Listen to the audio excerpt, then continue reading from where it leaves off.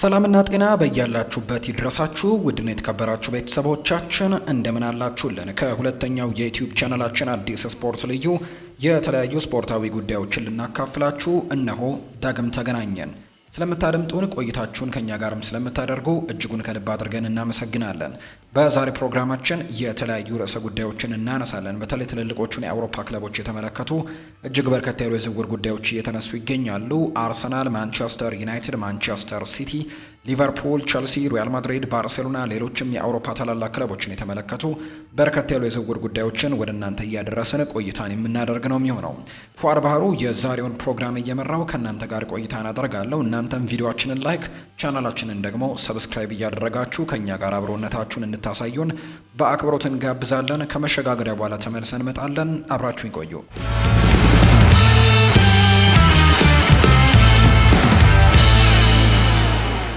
ወደ ቀዳሚው መረጃችን አለፈን። ሊቨርፑል እና ማንቸስተር ዩናይትድ 30 ሚሊዮን ፓውንድ የተገመተውን ተጫዋች ለመግዛት ፍላጎቱ እንዳላቸው እየተገለጸ ነው። ሊቨርፑል እና ማንቸስተር ዩናይትድ የብራይተኑን አጥቂ ያኮቡ ሚንቴህን በክረምቱ የዝውውር መስኮት ለማስፈረም ፍላጎት አላቸው። የ20 ዓመቱ ተጫዋች በዚህ ውድድር ዘመን ለፕሪሚየር ሊጉ ቡድን ጥሩ ስራን ሰርቷል። በሁሉም ውድድሮች 7 ጎሎችን ማስቆጠር ሲችል 5 አሲስቶችም እንዲሁ ማድረግ የቻለ ተጫዋች ነው።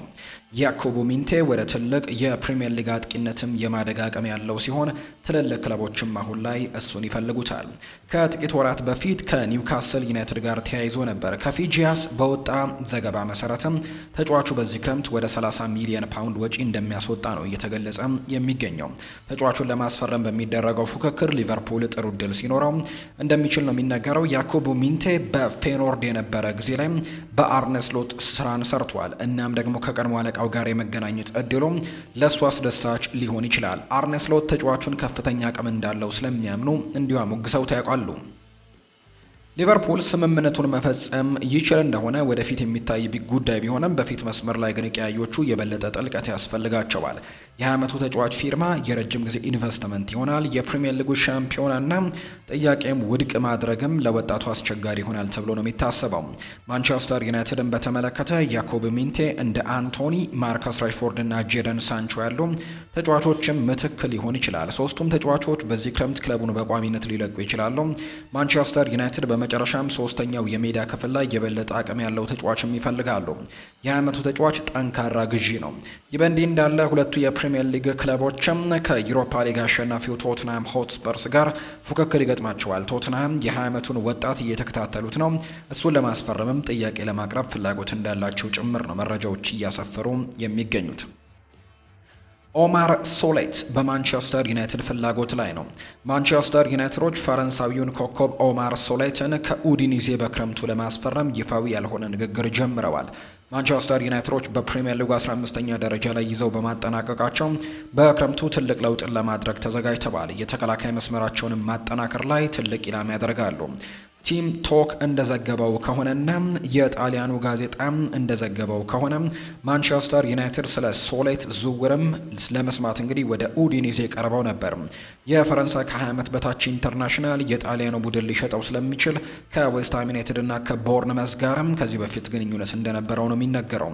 ኦማር ሶሌት የኦስትሪያውን ግዙፍ ክለብ አርቢ ሳልዝበርግን ከለቀቀ በኋላ በጥር ወር በነፃ ወኪልነት ኡዲኒዜን የተቀላቀለ ሲሆን በፍጥነት ደግሞ ወሳኝ ተጫዋች መሆንም እንደቻለ ነው የሚነገረው።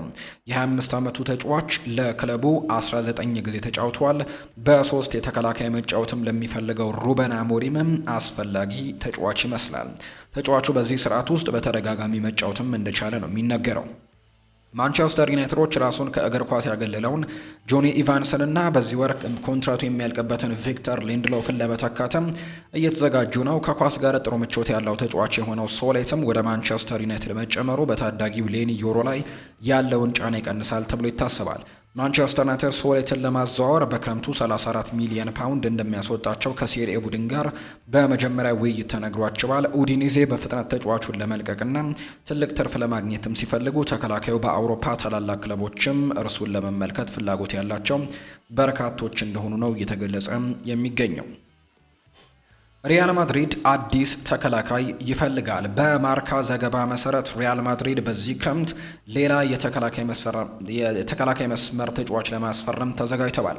ሎስ ብላንኮቹ በ2024-25 የውድድር ዘመን በጉዳት ቀውስ እጅጉን የሳሳውን የተከላካይ ክፍላቸውን ለማጠናከር በንቃትም መስራት ይፈልጋሉ። ማድሪዶች ተጨማሪ የመሀል ተከላካይ ለማምጣትም በክረምት እየተዘጋጁ እንደሆነ ነው ዘገባዎቹ የሚያሳዩት። የስፔኑ ክለብ እንግዲህ የዴን ሆጅሰን እና የትሬንት አሌክዛንደር አርኖልድን ዝውውር አጠናቀዋል። ማድሪድ ከቤኔፊካው የግራ መስመር ተከላካይ አልቫሮ ካሬራስ ጋርም በግል ውል ስምምነት ላይ መድረሱ ተዘግቧል። በዝውውር ሂሳብ ከፖርቱጋሉ ክለብ ጋር እየተነጋገረ ነው። አልቫሮ ካሬራስ በዓለም ክለቦች ዋንጫ ላይ ለመድረስም ዝግጁ ነው። ሻቪ አሎንዞ አዳዲሶቹን ተከላካዮች ለመመልከት የዓለም ክለቦች ዋንጫን ለመጠቀምም እቅዱ እንዳለው ጭምር ነው እየተነገረ የሚገኘው። የባየር ሌቨርኩዘኑ አሰልጣኝ የነበረው ሰውም በሶስት ጨዋታዎች እንግዲህ መከላከልን ይመርጣሉ። ነገር ግን በቂ የተከላካይ ክፍል ተጫዋቾች ባለመኖሩ 4-3-3 አስተላለፍን በመጠቀም በሁለት የመሃል ተከላካዮችም እንዲሁ እንዲጫወትም ሊገደድ እንደሚችል ነው የሚነገረው። አይደር ሚሊታው፣ ዳቪድ አላባ፣ አንቶኒ ሩዲገር ከጉዳታቸው ገና እያገገሙ ይገኛሉ። ይህም ደግሞ ዴን ሆጅሰን እና ራኡል አሴንሲዮ ብቸኛው የመሃል ተከላካዮች ሆነው የዓለም ክለቦች ዋንጫን የሚመሩ ናቸው። ይሁን እንጂ ሁለቱም ልምድ የሌላቸውና አብረው ያልተጫወቱ በመሆናቸው አጋርነታቸው ላይ ጥርጣሬን ይፈጥራል ተብሎ ነው የሚታሰበው። በተጨማሪም አሎንሶ የአካዳሚ ኮከቦቹን ጃኮብ ራሞን እና ዲየጎ አጓርዶንም ለመገምገምም የዓለም ክለቦች ዋንጫን ለመጠቀምም እቅድ እንዳላቸው እየተገለጸ እንደሚገኝ ነው መረጃዎች እያሳዩ የሚገኙት። በተጨማሪም የቱርኩ ክለብ የሪያል ማድሪዱን ግብ ጠባቂ ማስፈረም ይፈልጋል። የቱርኩ ሻምፒዮና ጋላታሳራይ የሪያል ማድሪዱን ግብ ጠባቂ አንድሪያ ሉኒንን ለማስፈረምም ፍላጎት እንዳላቸው ነው እየተዘገበ የሚገኘው። ዲያሪዮ አስ እንደዘገበው ከሆነ ሎስ ብላንኮቹ ለግብ ጠባቂው የሚመጡትን ጥያቄዎችም ለማዳመጥ ዝግጁ እንደሆኑ ጭምር እየተነገረ ነው አሁን ላይ የሚገኘው። ስለዚህ ይህንን ተጫዋች ለመመልከትም ፍላጎቱ አላቸው። የጋላታሳራዩ ግብ ጠባቂ የሆነው ፈርናንዶ ሙስሌራ በክረምቱ የሚለቅ ሲሆን የሁለት ጊዜ ሻምፒየንስ ሊግ እና የላሊጋ አሸናፊ ሉኒን ወደ ተርኩ ቡድንም ሊሄድ ይችላል። የዩክሬናዊው ኢንተርናሽናል በ2024-25 የውድድር ዘመን 14 ጨዋታዎችን ብቻ ማድረግ የቻለ ሲሆን 19 ጎሎችንም አስተናግዶ 6 ጊዜ መረቡን ሳያስደፍር መውጣት የቻለም ግብ ጠባቂ ነው።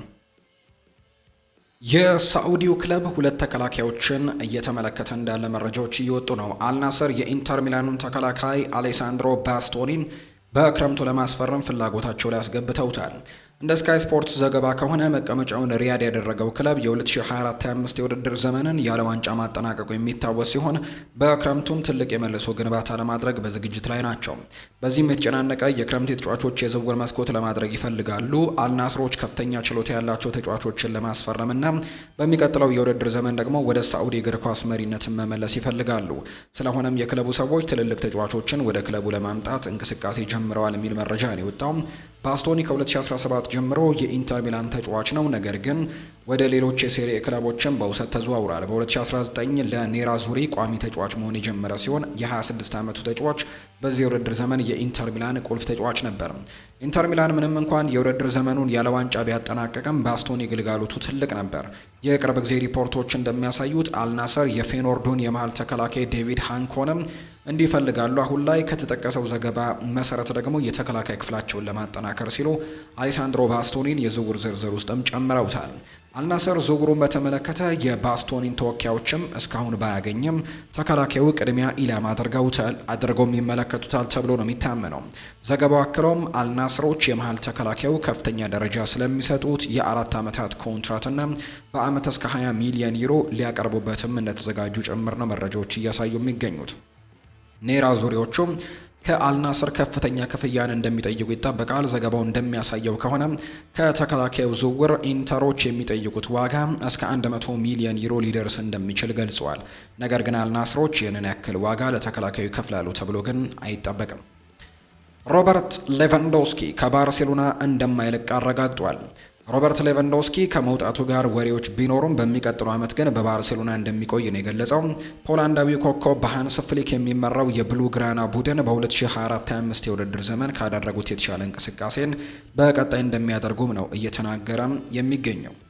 ሌቫንዶስኪ ከቢልድ ጋር ባደረገው ውይይት ከካምፕኑ ቡድን የመልቀቅ እቅድ እንደሌለው ተናግሯል። በእግር ኳስ ሕይወቴ ከ30 በላይ ዋንጫዎችን አሸንፌያለሁ። ነገር ግን አሁንም የበለጠ ዋንጫ ለማሸነፍ ዝግጁ ነኝ። የሚወሩት ወሬዎች ለእኔ ጉዳዮች አይደሉም። በሚቀጥለው ሲዝንም በባርሴሎና እቆያለሁ ሲል የተናገረው። አሁን ላይ በአእምሮ እያሰብኩት ያለው ባርሴሎና ነው። ቡድናቸውን በሚቀጥለው የውድድር ዘመን የተሻለ ይሆናል። በዚህ ዓመት ልናሳካቸው ያልቻልናቸውን ዋንጫዎችም በቀጣይ ዓመት ለማሸነፍ ዝግጁ ነን። እኔ የዚህ ቡድን አካል ሆኜ መቀጠል እፈልጋለሁ ሲልም ነው የተናገረው።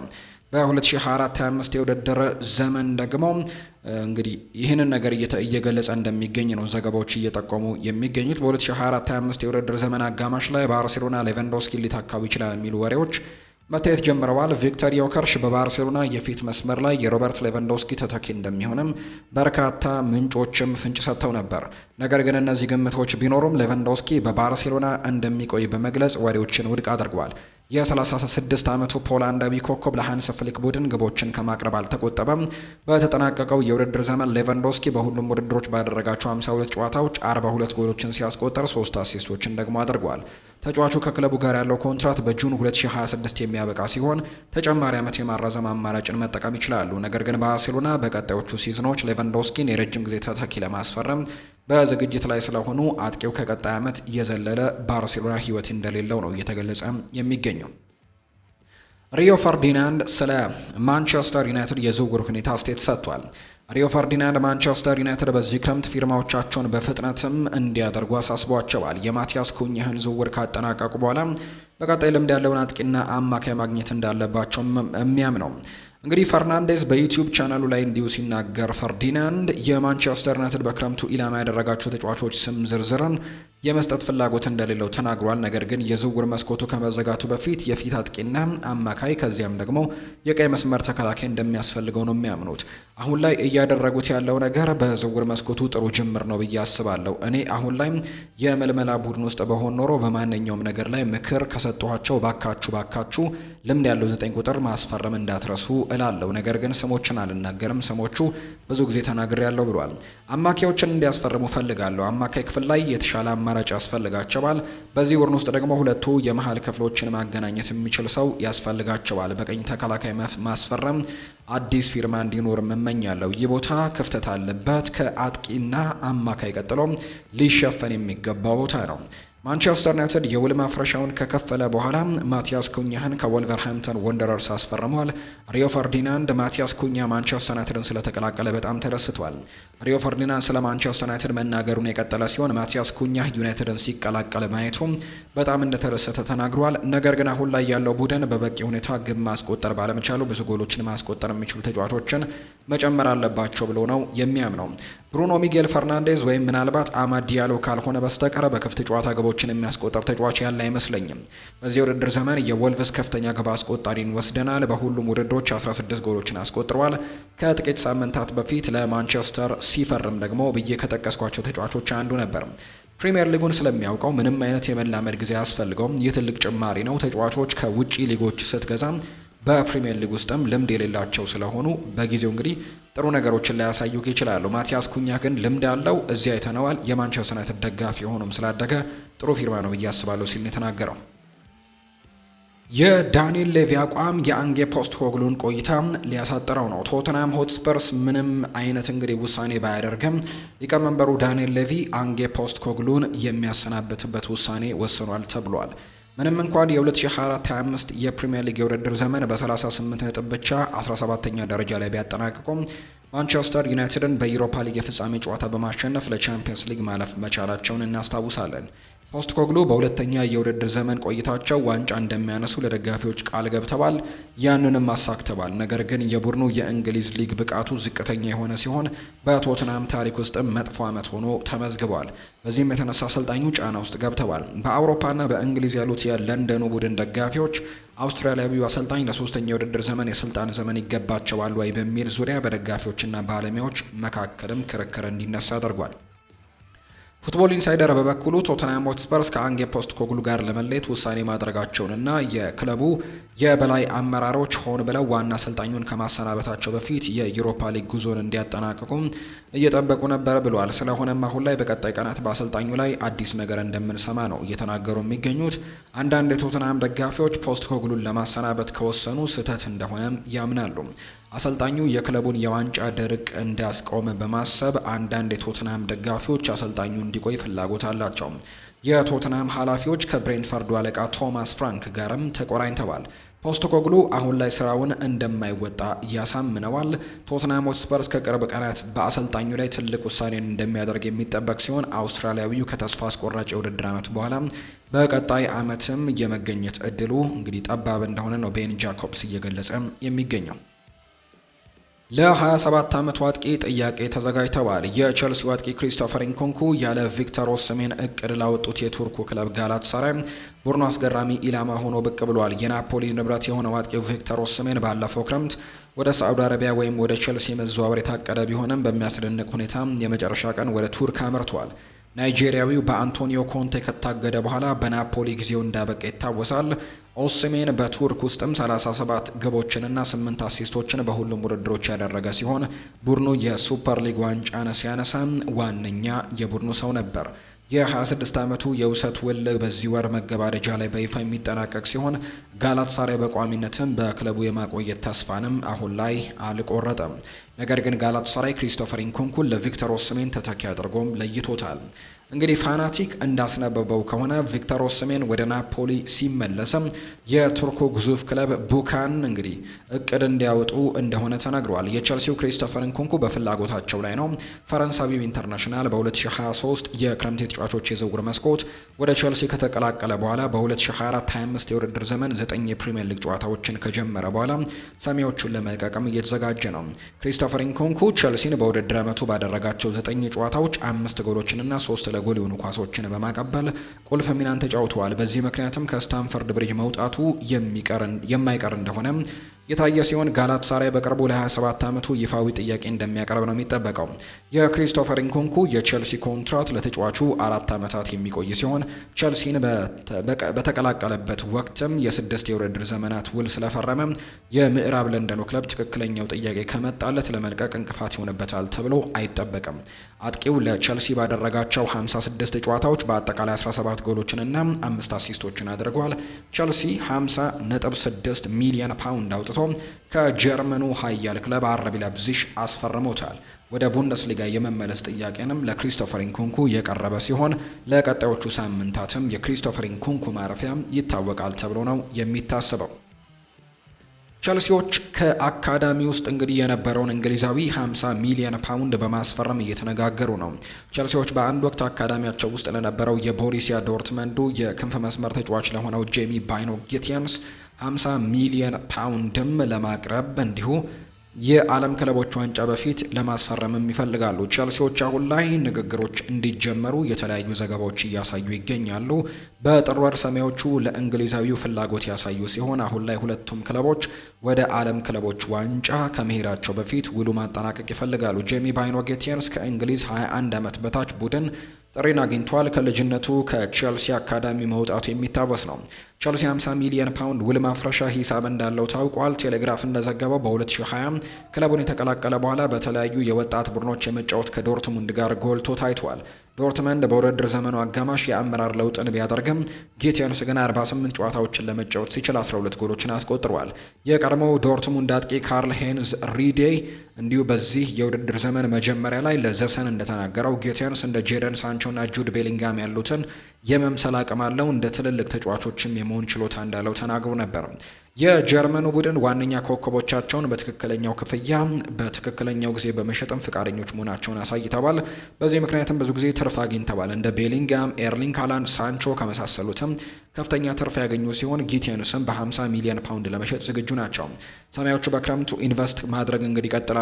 በዚህ ክረምትም የተለያዩ ተጫዋቾችን መሸጥ የሚፈልጉ ሲሆን ተጫዋቾች ግዢ ላይ በክረምቱ የዝውውር መስኮት መጀመሪያ ላይ በዴላፕ ጀምረውታል። በቀጣይ ቀናት ደግሞ ቸልሲ ሌላኛውን ወጣት ጄሚ ባይኖ ጌቲያንስን የማምጣት ድርድሮችም ያደርጋሉ ተብሎ ነው የሚጠበቀው። የሊዮኑ ግብ ጠባቂ ከፕሪሚየር ሊግ ከሰሪኤ ክለቦችም እንዲሁም ጥያቄዎችን ተቀበለ። የሊዮኑ ግብ ጠባቂ ሉካስ ፔሪ የኒውካስል ዩናይትድ እና ሮማን ጨምሮ የበርካታ የአውሮፓ ክለቦችን ትኩረት እንደሳበ ተዘግቧል። የ27 ዓመቱ ግብ ጠባቂ በ3.25 ሚሊዮን ዩሮ ብቻ ከብራዚሉ ክለብ ቦታፎግ ሊዮንን የተቀላቀለ ሲሆን በ2024-25 የውድድር ዘመን በአሰልጣኝ ፓብሎ ፎንሴካ ስርም ራሱን እንደ አስፈላጊ የመጀመሪያ ቡድን ተጫዋች አድርጎ አሳይቷል። ፔሪ ሊዮን 6ኛ ደረጃን ይዞ እንዲያጠናቀቅ ያደረገ ሲሆን በ33 የሊግ ጨዋታዎችም 10 ጊዜ መረቡን ሳያስደፍር ወጥቷል። በተጨማሪም ክለቡ ባደረጋቸው 12 የዩሮፓ ሊግ ጨዋታዎችም 11 ላይ መጫወት ችሏል። ሊዮንንም እስከ ሩብ ፍጻሜ አብቅተዋል። ግብ ጠባቂው እንደ ቡድንም ሆነ በግሉ ጥሩ ዓመትን ማሳለፍ ችሏል። ብራዚላዊው ከፈረንሳዩ ቡድን ጋር ያለው ኮንትራቱ ገና 3 ዓመታት ቀርቶታል። ነገር ግን በዚህ ክረምት ሊለቅ ይችላል የሚለው ግምትን ተባብሷል። እንደ ትሪቬላ ዘገባ ከሆነ ሊዮን በቅርቡ ለፔሪ 2 ጥያቄዎችን ተቀብሏል። አንደኛው ከፕሪሚየር ሊግ ክለብ እና ሌላኛው ደግሞ ከሴሪኤ ቡድን ነው። በሊዮን የገንዘብ ችግሮች ምክንያት ፔሪ ሊለቅ እንደሚችል የተነገረ ሲሆን በበርካታ የአውሮፓ ክለቦችም ይፈልጋል። ሪፖርቱ አክሎም ፔሪ የአውሮፓ ክለቦች ኢላማ ሆኗል። ኒውካስል እና ሮማ አገልግሎቱን ይፈልጋሉ ተብለው ከሚታመኑበት መካከልም ይገኙበታል። ሌሎች በርካታ ክለቦችም ግብ ጠባቂው ላይ ትልቅ ፍላጎት እንዳላቸው ነው የሚገለጸው። ሊዮኖች ወደ ፍሬንች ሊግ ዋን የመውረድ ስጋት ያለባቸው ሲሆን ሊዮን ጥሩ ክፍያን የሚያወጡት ተጫዋቾችን በፍጥነት በመልቀቅ ማመጣጠን ይጠበቅባቸዋል። ስለዚህም በዚህ ክረምት ደግሞ አንዳንድ የመጀመሪያ ቡድን ተጫዋቾችን ይሸጣሉ ተብሎ ነው የሚጠበቀው። ሊዮኖች ለፔሪ የተቀበሉት የመጀመሪያ ጥያቄ ዋጋዎች ባይታወቁም ሊዮን 25.3 ሚሊዮን ፓውንድ ክፍያ ከዝውውሩ ይፈልጋል ተብሎ ነው የሚታሰበው። ግብ ጠባቂው ሊዮኖች ከሸጡ የሊዮኑ ቡድን 50 በመቶ ትርፍ ዋጋ ያገኛሉ። ቦታፎግ ከፔሪ ሽያጭም በእጅጉ ይጠቀማል። በዚህ ክረምት ግብ ጠባቂው በ30 ሚሊዮን ዩሮ የሚሸጥ ከሆነ የብራዚሉ ክለብ 13.3 ሚሊዮን ዩሮ ሊያገኝ ይችላል። የሊዮኑ አለቃ ፎንሴካ በዚህ ውድድር ዘመን በመጀመሪያ ላይ የዓለም ምርጡ ግብ ጠባቂ ሲል የገለጸው ሲሆን ቁጥር 1 ግብ ጠባቂውንም ማቆየት ይፈልጋሉ። ዴኮ ላሚን ያማልን አሞግሶታል። የባርሴሎና የእግር ኳስ ዳይሬክተር የሆነው ዴኮ ላሚን ያማል ስለ ማስተዳደር ጉዳዮች ተናግሯል። ታዳጊው በዚህ ዓመት በፕላኔታችን ካሉ ምርጡ ተጫዋቾች መካከል አንደኛው መሆን የቻለ ሲሆን ለክረምቱ የኮንትራት ማራዘሚያም እድሉ ተሰጥቶታል ሲል እንዲሁ ተናግሯል። ዴኮ ከጋዜጠኞች ጋር ባደረገው ውይይትም የወጣቱ ኮከብ የወደፊት እጣ ፈንታ ምን እንደሚሆን አብራርቷል። ላሚን ያማል ያው ላሚን ያማል ነው፣ ሊዮኔል ሜሲ ደግሞ ያው ሊዮኔል ሜሲ ነው። በዚህ ክለብ እንግዲህ ታሪክ ውስጥ ምርጥ ተጫዋቾች ናቸው።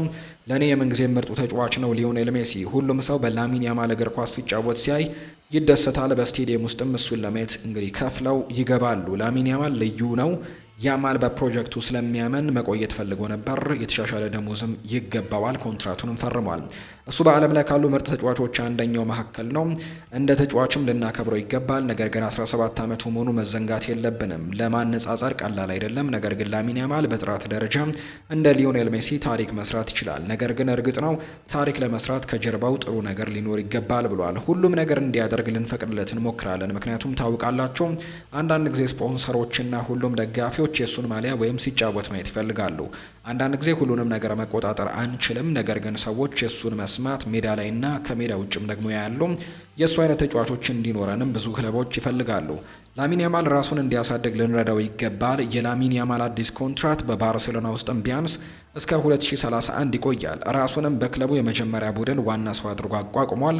በባርሴሎና ማሊያ 106 ጨዋታዎችን ማድረግ ሲችል 25 ጎሎችን አስቆጥሮ 34 አሲስቶችንም ማድረግ የቻለ ሲሆን በ106 ጨዋታዎችን አድርጎ 2 የላሊጋ ዋንጫዎችንና 1 ኮፓ ዴል ሬን እንዲሁ 1 የስፔን ሱፐር ካፕን ማሸነፍ ችሏል። ላሚን ያማል የሃንስ ፍሊክ ስርም እንግዲህ ከባርሴሎና ጋር ድንቅ የውድድር ዘመንን አሳልፏል። በሁሉም ውድድሮች በ55 ጨዋታዎች 18 ጎልና 25 አሲስቶችን ማድረግ የቻለም ተጫዋች ነው። ፖል ስኮልስ በማንቸስተር ዩናይትድ መምጣት አለባቸው ያላቸውን አጥቂዎችን ሰይመዋል። የቀድሞ የማንቸስተር ዩናይትዱ ድንቅ ተጫዋች ፖል ስኮልስ ማንቸስተር ዩናይትድ 2 ተጨማሪ አጥቂዎችን እንዲያስፈርሙና የራስመስ ሆይሉንድን አገልግሎት እንዲቀጥሉ አሳስበዋል። የቀድሞ አማካዩ የናፖሊ ቪክተር ኦስሜን እና የስፖርቲንግ ሊዝበኑ ቪክተር ዮከርሽ ለሩበን አሞሪም ኢላማ አድርጎ ሰይሟቸዋል። በዚህ ሲዝን በ32 ጨዋታዎች 4 የፕሪሚየር ሊግ ጎሎችን ያስቆጠረው ሆይሉንድ ማንቸስተር ዩናይትድን ለማቆየት መፈለግ እንዳለበት ነው ያሳሰበው። ኦሲሜን እንደማስበው ሊያደርግ የሚችል ዝውውር ይመስለኛል። ስለ ገንዘብ ነክ ንግግሮች ሲናገሩ እንሰማለን። ነገር ግን የቪክተር ኦሲሜን ዝውውር ሊሳካ ይችላል። ነገር ግን ሆይሉንድን ማቆየት አለባቸው። እሱ ጥሩ እንዳልነበር አውቃለሁ። ነገር ግን ባለፉት 2 የውድድር ዓመታት የማንቸስተር ዩናይትድ ለብቻው የሚጫወት የ22 ዓመት ልጅ ነበር። ሆይለንድ ያለ በቂ ቅያሪ በየሳምንቱ መጫወት ነበረበት። እሱ ብቻውን ነበር። ማንቸስተር ዩናይትድ ቢያንስ 3 ከፍተኛ የመሃል ሜዳ ተጫዋቾች ወይም አጥቂዎችም ሊኖሩት ይገባል። ሆይለንድ ከነሱ ውስጥ ልንመለከተው እመኛለሁ። በክረምቱ ኦሲሜንና ቪክተር ዮከርሽን እንዲያስፈርሙ እፈልጋለሁ። ሆይለንድ በሁሉም እንግዲህ በሁለቱ ሲዝኖች እንደ ታግሏል። ነገር ግን እንግዲህ ተቀምጦ ሌሎች አጥቂዎችን የመመልከት እድልን አላገኘም። አንድ አጥቂ በደንብ ካልተጫወተ አሰልጣኙ ለችግሩ መፍትሄ ሊሰጠው ይገባል። ሆይለንድም ችግሩን የሚያግዙትን እንግዲህ አቅም ያላቸው ተጫዋቾች ቢመጡለት ብዬ እመኛለሁ ብለዋል። ኦሲሜን ከናፖሊ ጋር ሊለቅ ይችላል ይመስለኛል። ናይጄሪያዊው ኢንተርናሽናል የ2024-25 የውድድር ዘመን ጋላት ሳራይን በውሰት አሳልፏል። ይህ ደግሞ በእንዲህ እንዳለ ቪክተር ዮከርሽ ከስፖርቲንግ ሊዝበን ጋር ጥሩ የውድድር ዓመትን ያሳለፈ ሲሆን እስከ 2028 ኮንትራትም ያለው ሲሆን ለማንቸስተር ዩናይትድም የፕሪሚየር ሊጉ ተቀናቃኝ አርሰናልን ጨምሮ የበርካታ ክለቦችም ፍላጎት እያሳየ የሚገኝ ተጫዋች ነው። ሉካ ሞድሪች ወደ ኤሲ ሚላን ሊያመራ ነው። የዝውውር ኤክስፐርቱ ፋብሪዚዮ ሮማኖ እንደተናገረው ኤሲ ሚላን በዚህ ክረምት ሪያል ማድሪድን ከለቀቀ በኋላ የሉካ ሞድሪች ፊርማን ለማግኘት እየፈለጉ እንደሆነ ጋዜጠኛው ተናግሯል። ክሮኤሽያዊው አማካይ ወደ ሳንሲሮ ማምጣት በአዲሱ የሚላን የስፖርት ዳይሬክተር ኢግሊ ታሬ ምኞት ዝርዝር ውስጥም ገብቷል። በ2024-25 የውድድር ዘመን መጨረሻ ላይ ሉካ ሞድሪች ከማድሪድ ሊለቅ መሆኑን አስታውቆ ነበር። ነገር ግን የመሃል ሜዳው ሊግ ለማድሪድ በመጪው የፊፋ የዓለም ክለቦች ዋንጫ ሊጫወት ነው። ይህም በሎስ ብላንኮቹ ማሊያ የመጨረሻ ጨዋታውን የሚያደርግ ይሆናል። በእግር ኳስ ዓለም እንደ ሞድሪች ያሉ ጥቂት አማካዮች ብቻ አሉ። የቡድኑ የኳስ ቁጥጥርን ለማሻሻል የሚታወቀው ክሮኤሽያዊ በማድሪድ ደጋፊዎች ዘንድ በደንብ ይታወቃል። ሞድሪች ከመሃል ሜዳ እስከ አጥቂ ድረስም የሚዘልቅ ልዩ የፈጠራ ችሎታ ያለው ኳስ አከፋፋይ ነው። የ39 ዓመቱ የቀድሞ የቶትንሃም ሆትስፐርስ ተጫዋች የበርካታ ክለቦች ኢላማም ሆኖ ቀጥሏል። ኤሲ ሚላን አማካዩን የሚያስፈርሙ ከሆነ ሞድሪች በመሃል ሜዳ ያላቸውን ጥንካሬ በማጎልበትም በመጨረሻው 3ኛው ክፍል ላይም ትልቁ አስተዋጽኦ ሊያበረከት ይችላል። ሮማኖ ሲናገር በትዊተሩ ላይ ሉካ ሞድሪች ከኤሲ ሚላን ጋር ውይይቶችን ማድረጉን የተናገረው። ሞድሪች ቀጣዩ መዳረሻውን ለመምረጥም የሚቸኩል አይደለም። ብዙ ጥያቄዎችን እየገመገመ ነው። ሞድሪች በተጠናቀቀው የውድድር ዘመን ለሪያል ማድሪድ ባደረጋቸው 57 ጨዋታዎችም 4 ጎሎችንና 9 አሲስቶችን አድርጓል። ሞድሪች 13 ዓመታትን ከሎስ ብላንኮቹ ጋር ያሳለፈ ሲሆን የአውሮፓ ቻምፒየንስ ሊግንና የላሊጋ ዋንጫዎችን ጨምሮ በርካታ ዋንጫዎችን ማንሳት የቻለም ተጫዋች ነው። የተወደዳችሁና የተከበራችሁ ቤተሰቦቻችን ለዛሬ ያዝንላችሁ አዳዲስ ስፖርታዊ መረጃዎቻችን እነዚህን ይመስላሉ። ስላደመጣችሁን፣ ስለተከታተላችሁን፣ ስለምጽፉልንም እጅጉን ከልብ አድርገን እናመሰግናለን። ቪዲዮአችንን ላይክ፣ ቻናላችንን ሰብስክራይብ እያደረጋችሁ ቆይታችሁን ከኛ ጋር ያደረጋችሁ በሙሉ ላቅ ያለ ምስጋናችንን ለእናንተ ማቅረብ እንወዳለን። ፏድባሩ ፕሮግራሙን እየመራው ከእናንተ ጋር ቆይታን አደረግኩኝ። በቀጣይ ፕሮግራሞቻችን ሌሎች ርዕሰ ጉዳዮችን ይዘን ዳግም ተመልሰን የምንገናኝ ይሆናል። መልካም ጊዜ እንዲሆንላችሁ ነው በአክብሮት የምመኘው።